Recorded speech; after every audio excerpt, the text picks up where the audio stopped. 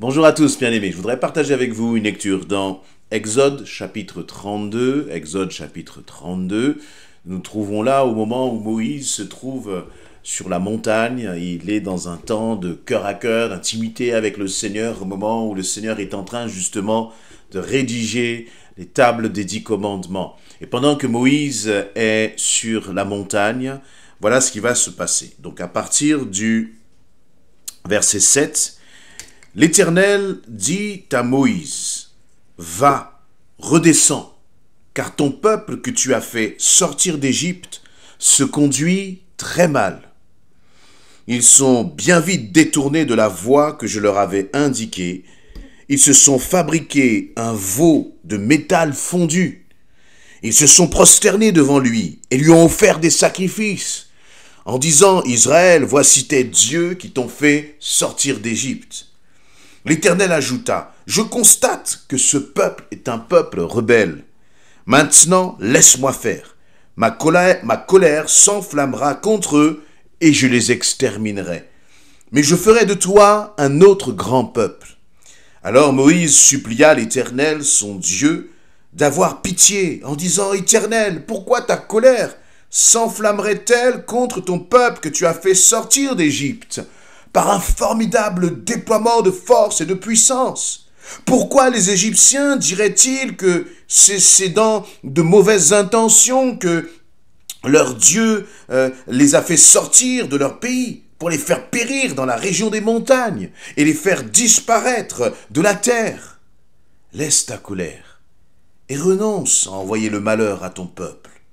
Souviens-toi d'Abraham, d'Isaac et d'Israël, tes serviteurs, envers qui tu t'es engagé par serment en ton propre nom, en leur déclarant, « Je rendrai vos descendants aussi nombreux que les étoiles du ciel, et je leur donnerai tout ce pays dont j'ai parlé, et ils le posséderont pour toujours. » Alors, verset 14, alors l'Éternel renonça à faire venir sur son peuple le malheur dont il l'avait menacé.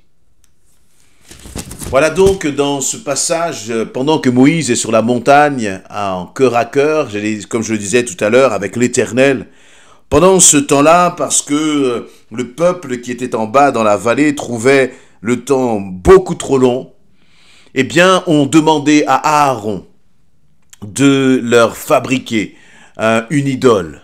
Et c'est là que, eh bien, Aaron leur a demandé de rassembler tous leurs bijoux, tous leurs matériaux précieux, et que le peuple d'Israël, ce peuple qui avait été tiré d'Égypte, délivré de l'esclavage des Égyptiens, ce peuple qui avait vu la gloire, la main de Dieu se manifester, voilà que ce peuple était en train de trahir d'une façon l'Éternel et commençait à apporter un culte à une idole fabriquée de main d'homme. Et Dieu avertit Moïse de cela. Dieu exprime sa colère à l'égard de cette idolâtrie que son peuple est en train de commettre. En plus, ce qui est frappant, c'est qu'ils vont dire, ils se sont prosternés, ils vont dire, « Voici tes dieux qui t'ont fait sortir d'Égypte. » Comme si c'était un veau d'or qui avait fait sortir le peuple d'Israël d'Égypte. Et donc le cœur de Dieu est en colère. Et ce que je voudrais que nous puissions regarder ensemble, eh bien c'est le cœur de Moïse. Moïse s'est positionné en intercesseur. Moïse a demandé, a commencé à plaider la cause du peuple de Dieu. Même si Moïse ne cautionnait pas ce que le peuple a fait, Moïse a demandé à Dieu. Il a parlé avec Dieu. Il a demandé à Dieu d'avoir de ne pas, exterminer le peuple à cause de son péché. Et je crois que cette attitude de Moïse m'a interpellé. Et je crois que le Seigneur nous appelle, nous aussi, à nous positionner en intercesseurs.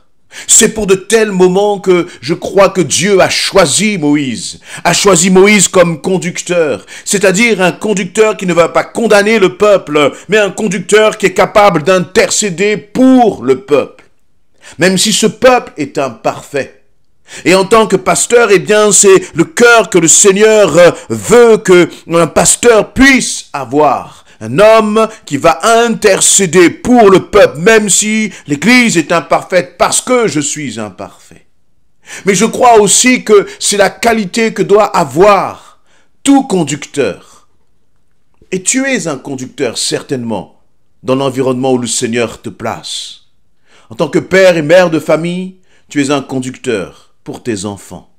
En tant que peut-être femme qui est en Jésus-Christ, tu es aussi une intercesseuse, si l'expression, si le mot correspond au féminin. Tu es une intercesseuse auprès de l'Éternel pour ta famille. En tant que père, tu es un intercesseur pour l'Éternel, pour ta famille. Vous voyez, mais ce qui se passe bien trop souvent, c'est que nous arrêtons d'intercéder quand tellement nous sommes parfois en colère contre les autres, en colère contre leurs manquements, en colère contre leur rébellion, en colère contre leur ingratitude à l'égard de Dieu. Mais la réalité, je crois que la qualité de ton intercession, elle reflète la profondeur de ton amour pour les âmes, pour ces âmes qui se perdent, pour ces âmes peut-être qui sont en train de s'éloigner du Seigneur. Et que justement, ce que le Seigneur te demande, ce n'est pas que tu sois un intercesseur quand tout va bien, mais le Seigneur te demande que tu sois un intercesseur quand tu vois que le péché de l'autre abonde. Parce que je crois que ce qui se passe, c'est que dans de telles situations, même si c'est difficile, même si à l'intérieur, ça réveille en toi, ça suscite en toi une colère quand tu vois le péché de l'autre. Il faut que ton amour pour l'autre soit plus grand que son péché. Et c'est ce que le Seigneur va dire, c'est ce que la parole plutôt va nous dire. Lorsqu'elle va nous dire que là où le péché abonde, la grâce, elle surabonde. Que la grâce puisse surabonder dans nos cœurs. Lorsque nous voyons le péché autour de nous, Dieu n'a pas besoin d'hommes et de femmes qui condamnent les autres, mais Dieu a besoin d'hommes et de femmes qui se tiennent à la brèche pour les autres. Et si Dieu a besoin d'hommes et de femmes qui se tiennent à la brèche pour les autres, eh bien c'est très certainement parce que justement les autres ont besoin de prière. Ils ont besoin d'intercession. Ne regarde pas tant au péché de tes enfants, mais regarde à l'amour de Christ pour eux. Et que le Seigneur puisse activer à travers ta prière son amour pour eux. Regarde peut-être à ceux dans ta famille qui se perdent et ça te met en colère, leur attitude t'agace, leurs propos te mettent en colère, leurs propos sont même parfois contre Dieu. Mais dans ce passage, le peuple d'Israël blasphémait contre Dieu. Dans ce passage, il nous est dit que la gloire qui revenait à l'Éternel, le Tout-Puissant, qui avait délivré son peuple, ils étaient en train de prendre cette gloire et de l'attribuer à un veau d'or, à une statue fabriquée d'hommes. Bien sûr que le cœur de Moïse était en colère. Bien sûr que le cœur de Dieu était en colère. Mais je remarque que malgré cette colère, Moïse s'est positionné et il a intercédé pour le peuple, intercédé pour les autres, prié pour les autres, prié pour celui qui pêche. Eh bien, cela ne veut pas dire accepter, ça ne veut pas dire cautionner, ça ne veut pas dire excuser son péché, mais cela veut plutôt dire croire en la grâce de Dieu suffisante pour celui qui agit ainsi. Pour celui qui agit ainsi. Et c'est ce que Moïse a fait. Moïse croyait en l'amour de Dieu. Est-ce que toi, tu crois encore en l'amour de Dieu pour tes enfants, pour ton époux, pour ton épouse, peut-être pour tes parents qui ne connaissent pas Christ? Ou est-ce que tu as plutôt baissé les bras? Vous imaginez dans une telle situation si Moïse avait baissé les bras? Bien sûr, on sait que lorsqu'il va descendre de la montagne, il va se mettre en colère à tel point qu'il va casser justement les tablettes sur lesquelles Dieu avait rédigé Dieu sur lesquelles Dieu avait rédigé les 10 commandements. Il était en colère, mais malgré sa colère, et cette colère elle est justifiée. Toi aussi peut-être, tu peux être en colère, mais malgré notre colère, malgré le fait que parfois nous disons, mais je ne comprends pas. Comment il ne peut pas saisir la grâce de Dieu? Je ne comprends pas. Comment il peut se comporter? Il peut se comporter de cette façon, alors qu'il a un Dieu qu'il aime. Nous ne sommes pas là pour essayer de comprendre pourquoi l'autre pêche ou ne pêche pas. Tu n'es pas là pour comprendre cela. Mais tu es là pour plier les genoux devant le Père et pour crier à l'Éternel pour ces âmes qui se perdent. Pour ces âmes qui se perdent. Et c'est bon de voir que lorsque Moïse a intercédé, a crié à l'Éternel, au verset 14, il nous est dit que l'Éternel renonça à faire venir sur son peuple le malheur dont il l'avait menacé. C'est comme si la prière, l'intercession de Moïse avait été comme une digue là pour empêcher que la colère de Dieu se déverse.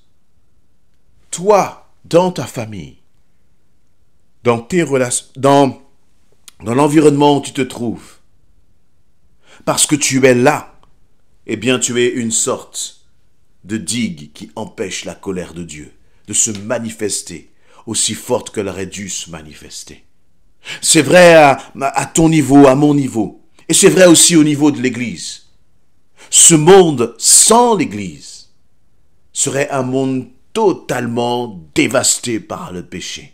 Mais l'Église est encore comme le dernier rempart, avant que la colère de Dieu se déverse face au péché de ce monde.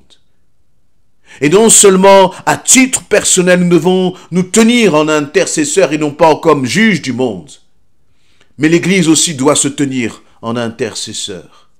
En tant qu'individu, en tant qu'Église, nous ne sommes pas là pour juger nos autorités. Nous ne sommes pas là pour critiquer nos autorités. Nous ne sommes pas là non plus pour applaudir des deux mains à chaque fois que nos autorités disent « Non, notre rôle, je crois, c'est de prier pour notre nation. De prier pour nos autorités, de prier pour nos villes, de prier pour nos familles et d'être ces intercesseurs là où le Seigneur nous place. Ne laissons pas le dégoût, ne laissons pas la colère et le découragement prendre la place dans nos cœurs. Mais au contraire, gardons nos yeux fixés sur Christ. Et en gardant nos yeux fixés sur Christ, c'est son amour qu'il va déverser dans nos cœurs. Parce que pour intercéder, il faut aimer. Il faut aimer. Ne te lasse pas d'aimer. Ne te lasse pas de porter peut-être ceux qui sont autour de toi devant le trône de la grâce. Parce que le Seigneur écoutera un cœur qui aime, comme il a écouté le cœur de Moïse. Alors, soyons vraiment ces intercesseurs auprès de notre Seigneur. Et puis c'est bon de voir que l'Éternel a écouté Moïse. Parce que l'Éternel aimait Moïse. Et je crois que tu es enfant de Dieu. Et que d'une certaine façon, nos paroles, elles ont aussi de la valeur aux yeux de Dieu. Et que dans sa grâce, le Seigneur entend la prière de l'intercesseur. Que dans sa grâce, le Seigneur répond à la prière de l'intercesseur. Alors que, à titre individuel, et aussi en tant qu'Église, nous soyons encore des intercesseurs qui aimons, qui avons de l'amour pour ce monde qui se perd. Amen.